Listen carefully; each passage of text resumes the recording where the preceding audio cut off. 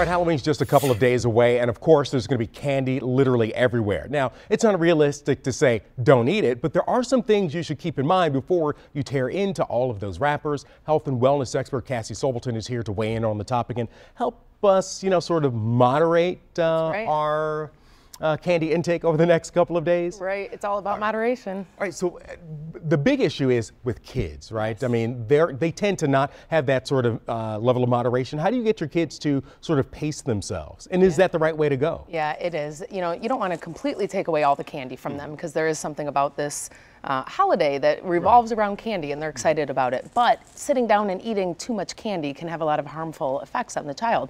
So, there's a few hacks that you can actually have. One is trying to get the kid to donate some of that candy to charity, possibly. Okay. Another is moderating it, giving them maybe a piece or two a day, depending on the size, because some of them almost an allowance, a candy allowance. Exactly. In a way. Yeah, and you can also trade them out, maybe for gift cards or money or family chores. Maybe they don't have to do as many chores if they hand in their candy or they have a later bedtime. There's a lot of things that just are of value to the child around the house. Okay.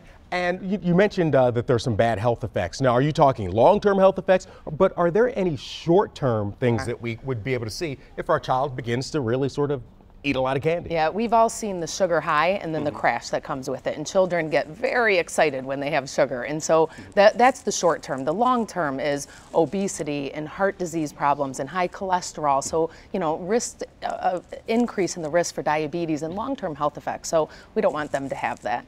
And setting up a pattern of behavior that they may not be able to control later on. That's right. In talking before we came on, you mentioned the word addiction. Yes, candy is very addictive. Sugar is addictive, and it's in a lot of our food, but candy, it's just straight up right there, know? And so having such a huge amount of sugar will have the child craving it. And so we have to teach our children to self-moderate. I mean, it's a great lesson to be able to teach them some life lessons, or a chance to teach them that. Having them self-moderate, being able to stay away from it. These are huge things that they should learn for their entire life. All right, so we all hope to have our kids moderate and give them a couple of pieces, but sometimes it doesn't work. Right. Is there a way to detox your kids, sort of get them to sort of back off of that sugar? Yeah, there is.